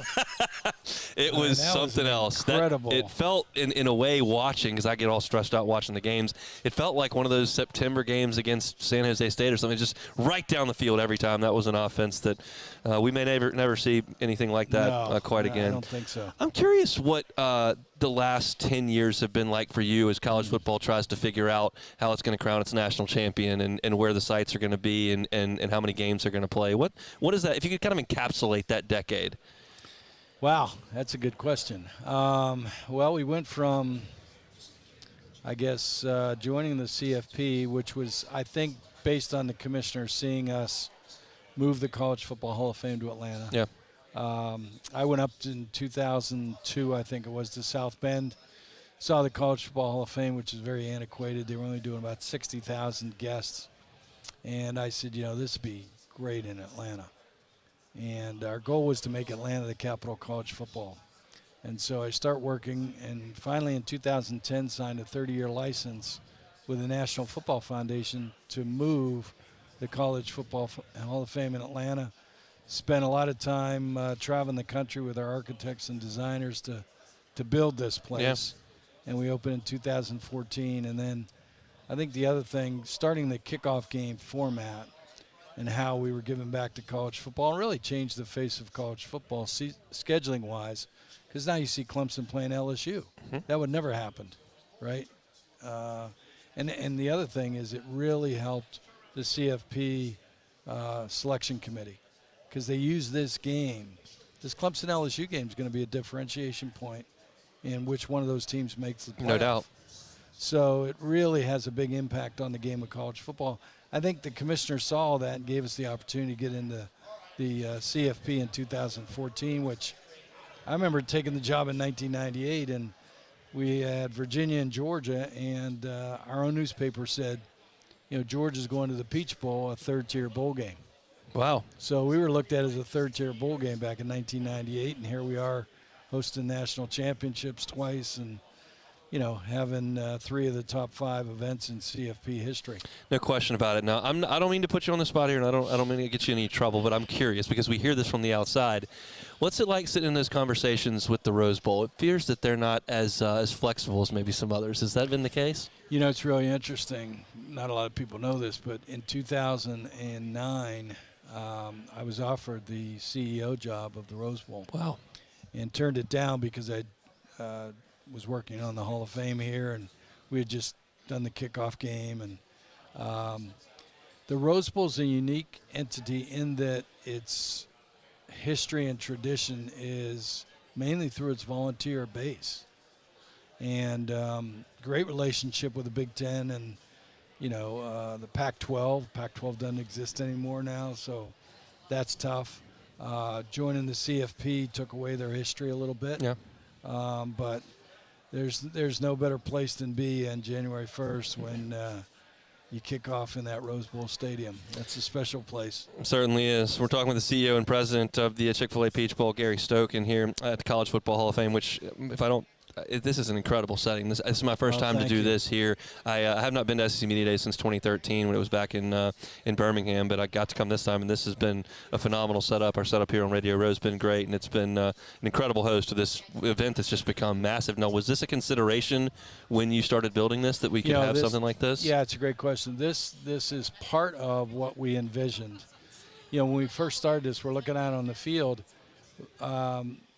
The original construction we had did not have a roof on the field. Okay. Because we wanted it to be like an outdoor football stadium, right? A football field and everything. And we said, hey, for event space, we're going to need to cover that thing. So it cost us another $2 million to put the roof on this thing, which wasn't budgeted. So we had to go out and raise the money. But, the events that come in here are very, very successful. And one of these events was envisioned, to bring this to Atlanta and have events like this. So, yeah, it's been great. The SEC's been a great partner for us in Atlanta. 4 of the top 5 conventions in Atlanta, which is the 4th largest convention town in the United States behind Vegas, Orlando, and Chicago, are going to be college football games. Wow. And are on an annual basis. The SEC Championship, our 2 Aflac kickoff games, and the Chick-fil-A Peach Bowl.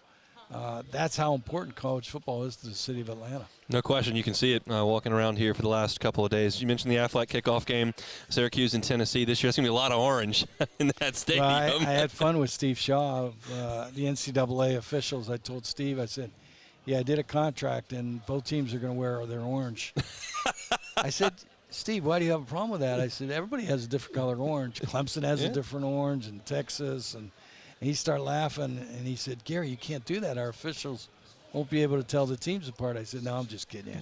We'll have one in white and one in orange. College football scheduling is a complicated thing, and everyone's got a different opinion on it. How receptive are you finding athletic directors and head coaches to playing a big-time game in that first weekend? Yeah, it's a great question. It's really interesting now because with the SEC looking at maybe 9 conference games as well as the ACC, if they move in that direction, the inventory shrinks, and it gets very difficult to do, particularly in light of when you have the rivalry games like Florida State,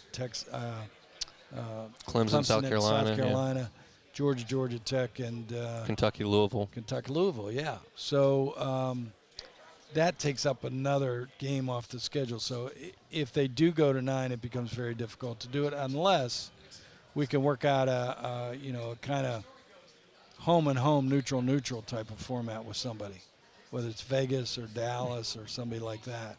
But we've been 18 straight years, some years 2 games like we'll have this year, almost within 24 hours with, a game on Saturday at noon and then a game on Sunday at 3 with Virginia Tech, South Carolina. Yeah. So, and we've been very fortunate to do mainly ACC, SEC because they only play 8 conference games. Right. So, yeah, if they go to 9, which it's going to be interesting. There's a lot of politics going on, obviously, but I can't imagine why the SEC would need to go to 9 because if you look, Arkansas is playing Notre Dame, LSU is playing Clemson, Texas playing Ohio State. You got all the rivalry games. Texas A&M's playing Miami. Mm-hmm. I mean, those are like conference games or bigger right now. Alabama's playing Florida State. And Wisconsin. Yeah. So you got all these games going on, plus an 8-game. I mean, you look at the schedules that come up here. It's for brutal, everyone. Just the last 2 with Florida and Oklahoma. Right. I'm like, oh, my gosh. And then they add another game. Oklahoma's got Michigan. We didn't mention that. Right. I mean, so I don't know that they need to go to 9 games. And so hopefully, in some ways they don't because it'll leave us inventory to continue to do these Aflac kickoff games. Well, Gary, we appreciate some time. I know you're very busy. This is a phenomenal event, and we're looking forward to the football season. Well, thanks for nice compliments. Thanks for having us. Great to be with you, and look forward to getting down to Baton Rouge this year. Come on. It's going to be a lot of fun. That's Gary Stokin, CEO and president of the Chick-fil-A Peach Bowl. We'll have the Aflac kickoff games coming up with South Carolina, Virginia Tech, as well as Syracuse and Tennessee on opening weekend of college football season. We're chugging right along. That was a fun conversation. And look, the scheduling deal is, y'all know where I stand on it. I love watching these games that they're going to play. I will watch Syracuse and Tennessee. I will watch Virginia Tech and South Carolina. Whichever one of those is not on the day LSU plays, I'll watch every play of it. I just shudder when LSU does it because y'all know how I stand on everything. It's how can LSU best win a championship, and I think the best way to win a championship is to beat Grambling by 70. But it's great to watch, and there are some great benefits to those games in terms of charitable donations and the venues and the experiences for the student athletes, and all those things are awesome. But to his point, if you go to 9 games and you're Florida's AD or you're South Carolina's AD and you've got to play 9 conference games and your ACC rival, whether it's Florida State or Clemson, that's 10 games. Are you going to throw another ACC game on top of that in a kickoff game in Atlanta? Like, you're asking for it. Like, that is really difficult. And Florida's kind of doing that this year. They're playing 2 big out-of-conference games, and it can be done. LSU played UCLA and USC last year, but you're kind of asking for it. So it is it's a complicated thing, but these kickoff games have been a massive success, and they're certainly fun to watch for the college football fans. So we appreciate Gary for giving us a little bit of time here on this Wednesday. We are chugging along, headed for home. Got 30 minutes left. We'll come back with more next. The Hunt Palmer Show. Genesis of Baton Rouge. GenesisofBatonRouge.com is that website. Look, every car that's on the lot is online at GenesisofBatonRouge.com. Whether you're looking for an SUV, whether you're looking for a sedan, all of the vehicles on the Genesis line come with IHA Top Safety Picks. Some of them are Top Safety Picks Plus. One of the safest vehicles on the road, and you'll get it when you get behind the wheel. Most of you that are listening to this have never been behind the wheel of a Genesis vehicle. Fairly new to the game, but you can change that. Go by and test drive it. Just put it on your list. If you're in the market for a new vehicle, you're probably going to be on Airline Highway anyway. Just make one more stop right there at PQ and chat with one of their brand ambassadors and get behind the wheel. It is a luxury vehicle at a reasonable price. That is the Genesis model. And don't shy away when I say luxury vehicle and go, I can't afford that. Don't price yourself out. Go look at it. Go see them, Airline at PQ, or check them out at GenesisofBatonRouge.com. GenesisofBatonRouge.com.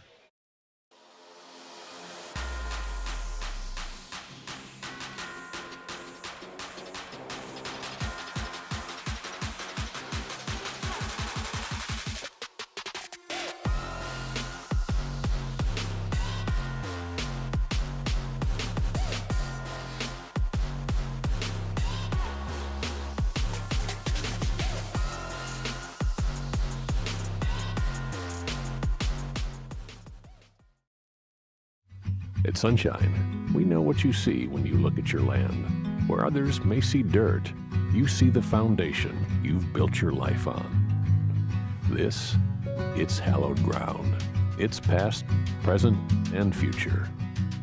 We're proud to provide quality John Deere equipment to help you maintain the land you love. Check out our current promotions and learn more about what it means to be powered by sunshine at sunequip.com. At Ochsner, we know healing is a team sport. That's why we've partnered with world-renowned orthopedic surgeon Dr. James Andrews to create the Ochsner Andrews Orthopedics and Sports Medicine Institute. Whether you're a professional athlete or a weekend warrior, our team of specialists are dedicated to getting you back in the game.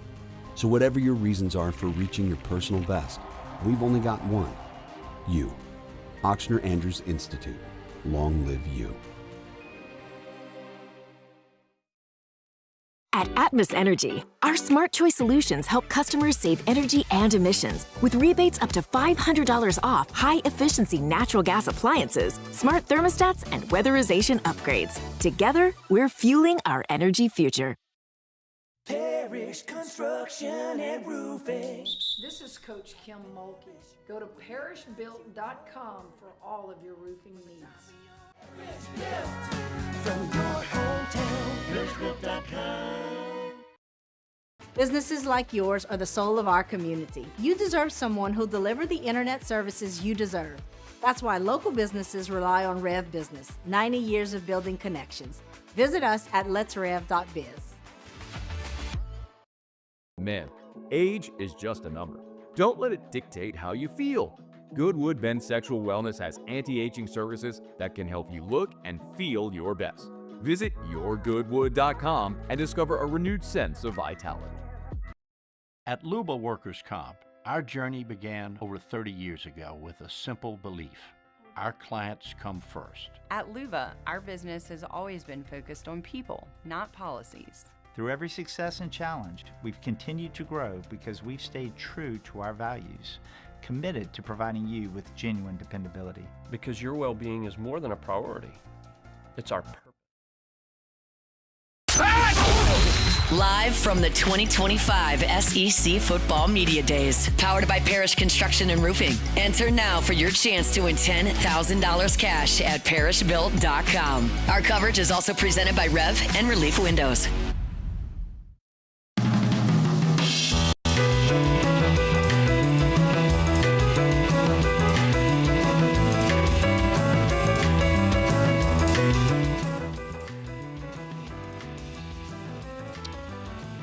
All right, let's talk about Alabama, shall we? Crimson Tide took their turn here at SEC Media Days. I will tell you this, and y'all have been listening for the last few days know that I haven't been to this event since 2013, and that was when it was in Birmingham, and I did the Hoover. I did that 3 times.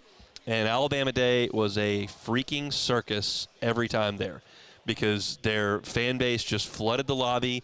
Anything to get a picture of Nick Saban, like it was the guy with the ring on his head was there, and you had, I mean, there are some fans that stand in the lobby, but it's like 8 or 9 at a time to get one picture. This was 200 Alabama, and then you had every Alabama media outlet that was out there that was asking tons of questions. Like Alabama kind of imposed itself on the event when it was in Hoover. That's not been the case here. It's been pretty much down the line. The only like outlier with SEC Media Days this week that I've seen thus far has been Arch. It's been, I mean, that was a lot. But Bama, it was nothing compared to Bama every time it was in Hoover. So I don't know if that's because it's in Atlanta and that's a little bit further for Alabama fans to go, or because they're not as excited about their program because they lost 4 games. Like, I don't know. There's probably a combination of both. But what stands out about Alabama as I evaluate the Crimson Tide is that it is not the 900-pound gorilla that it was, but they're still really, really, really talented. I mean, I'm just looking at this Lindy's magazine that I've referenced a little bit this week that we've kind of used as a cheat sheet to discuss the teams, and they do their ranking the SEC position by position. And they got Alabama 7th at quarterback with Ty Simpson, and we'll see if he – today, Kalen DeBoer said, if we had to play today, Ty Simpson would be the quarterback. And that's middle of the pack, we know. But then you go down the rest of it, you've got them as the 5th best running backs, 4th best receivers, best offensive line, 2nd best defensive line, 4th best linebackers, best secondary, and 4th best special teams. So your top 5 in everything else. there is real talent on this team, and there was real talent on last year's team. Yes, Caleb Downs transferred out, and yes, they had some defections when Saban decided he was going to hang them up, but they're really talented. And they just didn't play well for stretches last year. They fell apart in the second half against Georgia. They were atrocious on defense against Vanderbilt, just absolutely awful against Diego Pavia in the option. South Carolina gave them everything they wanted. They lost at Tennessee, scored 17 points. They played well the next 2 weeks, blanked Missouri and crushed LSU. Who cares about Mercer? And then just laid an egg at Oklahoma. They scored 3 points, laid an egg at Oklahoma. You beat Auburn by 2 scores, and then you lose to Michigan, who had basically quit and couldn't complete a forward pass last year in the bowl game. But that's still 4 losses. And so we have now reached this point that I have been pointing to for a decade.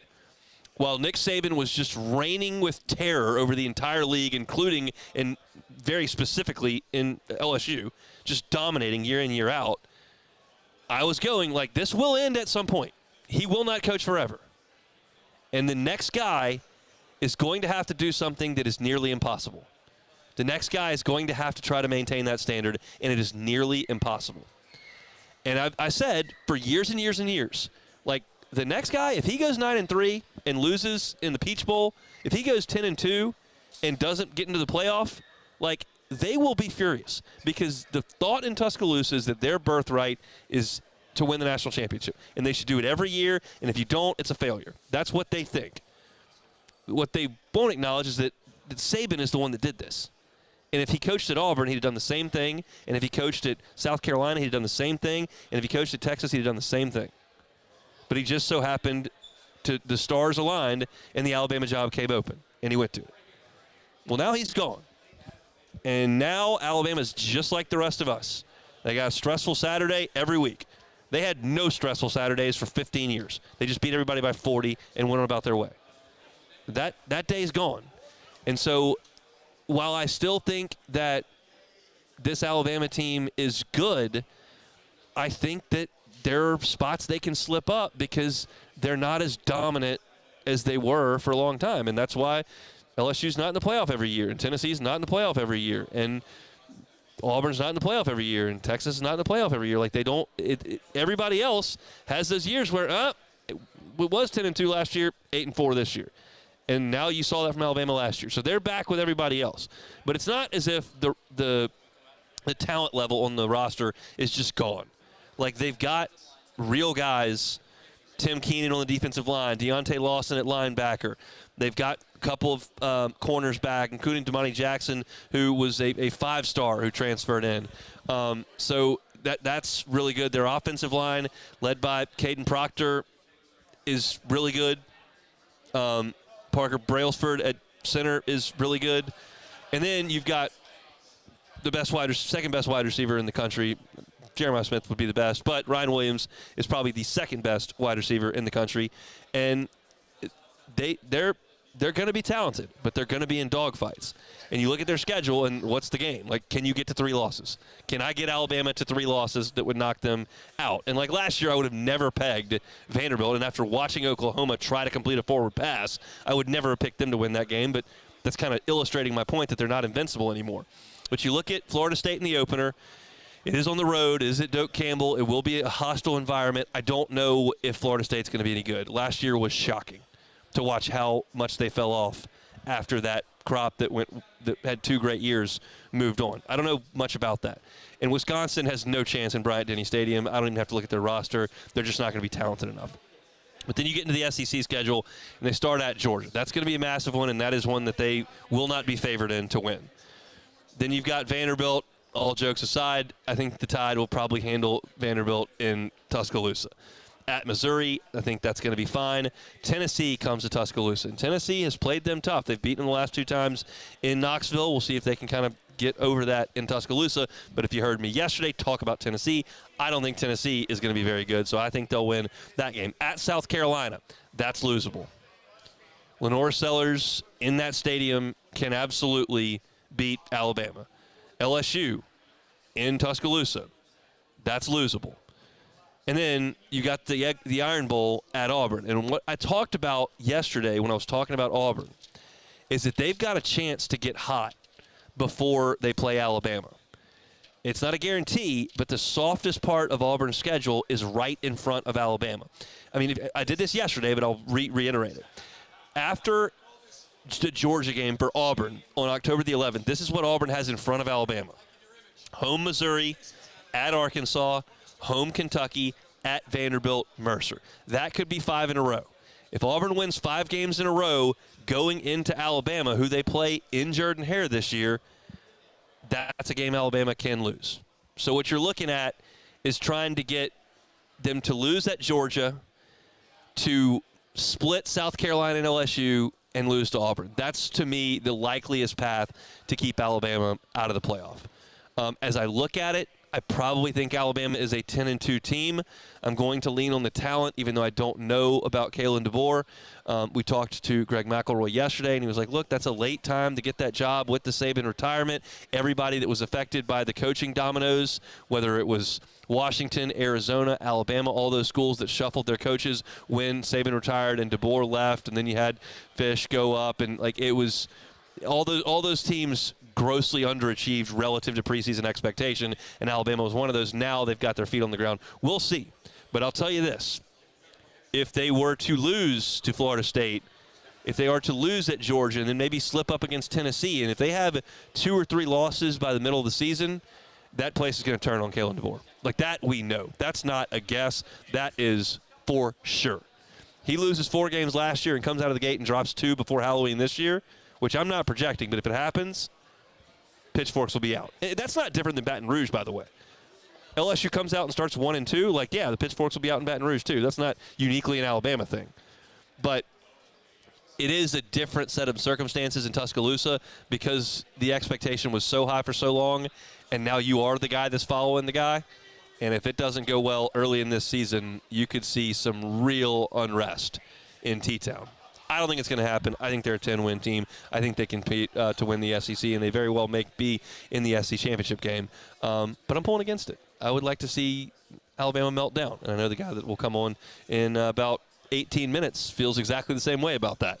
But we'll see. I think it's a very talented team. The question is Simpson any good? And if Simpson's not good and they have to come down the depth chart a little bit, you know, maybe it's Austin Mack, maybe it's 5-star recruit that they brought in, like, that's a season ender if your quarterback play is not very good. We don't know much about Simpson, but he's got the keys to it as of today because Kalen DeBoer said as much in his address to the media earlier this afternoon. All right, we got 1 segment to go. Stick with us. The Hunt Palmer Show. The Hunt Palmer Show. Always fired up to tell you about One Bath and Closets. David Duvall and his team at One Bath and Closets been at this for 3 decades. Trust somebody who's been at it for 3 decades instead of the guy down the street who you pay in cash. If you've got a real remodel or a real issue with the bathtub or really want a closet put together, call the guy who's licensed, bonded, and insured. Call the guy that has been doing this for 30 years and has a sterling reputation. Go to onebathandcloset.com and look at some of the great work that David Duvall and his team have done. If you have a consultation with David, it doesn't cost you anything. You just chat through what he thinks he can do for you. And it'll be customized, and it'll look phenomenal. Check out those pictures on the website, One Bath and Closets. They do have financing available. Understandably, sometimes remodels can be intimidating from a cost perspective. 0% for up to 18 months. That's the same as cash if you can qualify for that. So check out David at One Bath and Closets. Find him at onebathandclosets.com. Parish Construction and Roofing. This is Coach Kim Mulkey. Go to parishbuilt.com for all of your roofing needs. From your hometown, parishbuilt.com.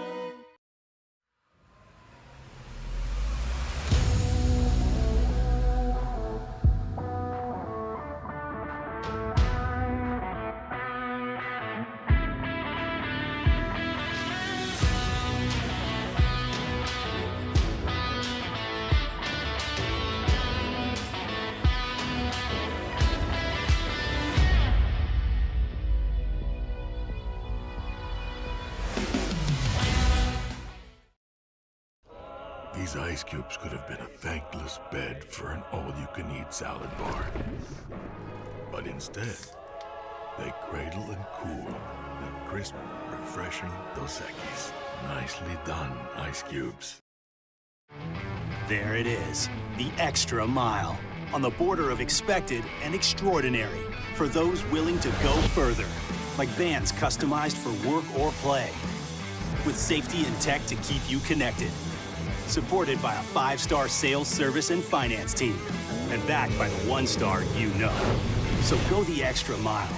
It's never crowded because so few have what it takes to go there. Mercedes-Benz Vans. At Auctioner, we know healing is a team sport. That's why we've partnered with world-renowned orthopedic surgeon Dr. James Andrews to create the Auctioner Andrews Orthopedics and Sports Medicine Institute. Whether you're a professional athlete or a weekend warrior, our team of specialists are dedicated to getting you back in the game.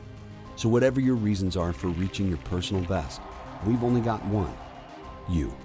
Auctioner Andrews Institute. Long live you. Gulf Coast Office Products is a nationally recognized Savin office equipment dealer based right here in Louisiana. Over 100 employees strong, Gulf Coast has the boots on the ground to support all vertical markets from education, engineering, legal, and finance. With the latest in office technology from desktop to production segment units, Gulf Coast and Savin have the perfect fit for you. Call 225-756-2644. That's 756-2644 for Gulf Coast Office Products. ED, low T, or simply seeking to optimize your health and performance?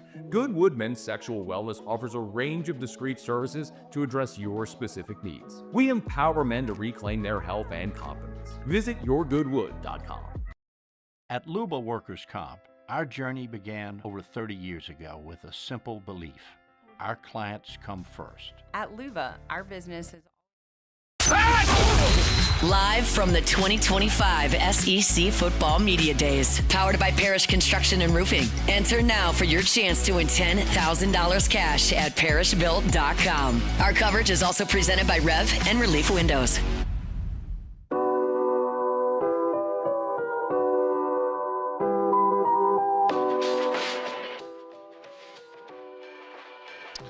Wrapping things up here from my perspective for Wednesday at SEC Media Days 2025. Our Wednesday shows are brought to you by Renaissance Homes and Pools. Probably not going to be the best sunbathing weather for the next few days in Baton Rouge with that storm coming in, but still an awesome opportunity to get into the pool of your dreams and do it with Renaissance Homes and Pools. I'm going to give you Joey Blanchard's cell phone number. He's the owner. Joey will be there to start your process with a consultation. He'll be there step by step with the design. He'll be there for the digging of your pool, the finishing of it all. You get to deal with the owner of the company. That's the beauty of working with a local company. Joey's been in Baton Rouge for decades, and he's helped dozens and dozens and dozens of Baton Rouge area residents build the pool and customize the pool of their dreams. Call him at 225, obviously, 252-7745. Again, that's 225-252-7745. Tell him Hunt sent you over there and get into that pool. It's going to be an incredible process. There's some software he showed me is amazing with its ability to customize things and to show you the 3D to scale version of what your pool will look like no matter what you're trying to get into. Cocktail pool for the kiddos, big family style pool. All that can be done with Renaissance Homes and Pools. They bring you our Wednesday shows each and every week. All right, there's only one more order of business here on this beautiful Wednesday in the ATL. That's a little bit of take it or leave it. Take it or leave it. Take it or leave it. Presented to you by Flight by Yingling, the next generation of light beer, crafted by America's oldest brewery. Today's hottest stories in sports, news, and sometimes even Hunt's life. The question is, will he take them or leave them? Flight by Yingling, next generation of light beer. That generation is here. If you're looking for a light option that still has that great beer flavor, Yingling Flight is your option.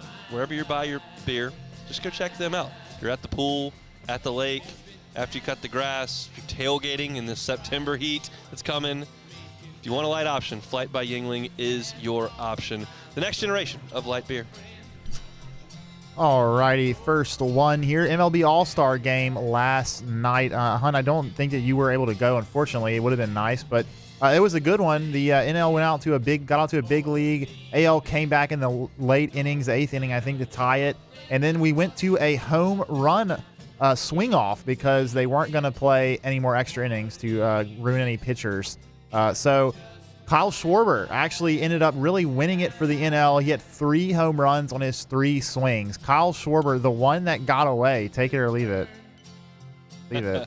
I'll take it. I mean, I'll take it. obviously, he's gone on to have a great career. He was a godsend for the Cubs. He missed the whole season with a broken leg in 16 and came back literally for the World Series. Did not play in September, did not play in the first round or the second round, came back for the World Series and was part of the rally that won it with a single to right field in the 10th inning in Cleveland. And then the Cubs non-tendered him. So now he's hitting a bajillion home runs for the Phillies after he did so for the Red Sox and the Nationals. He is the one that got away, but always a 2016 champion and Country Mile Kyle. Love the guy. Alrighty, next one here. In an interesting move, the Texas Rangers actually gave Nathan Eovaldi his All-Star bonus. As you know, he was not an All-Star, but was one of the guys that was mentioned as a snub, along with Seiya Suzuki, of course. But Eovaldi has been really good this year. He's at 1.58 ERA, 94 strikeouts and 91 innings, extremely good. But Jacob deGrom was selected as an All-Star, his fellow starting pitcher for the Rangers. But the Rangers giving Eovaldi his All-Star bonus, even though he wasn't an All-Star. Take it or leave it. I'll take it. I'll take it. It's I'll take it. $100,000 for Eovaldi to get that All-Star bonus. That's the kind of thing, if you do that as an organization, you attract free agents. You attract people that want to play there. I'm confident that most baseball teams do great things for the players in their organization, but like I follow Josh Smith and his wife on social media.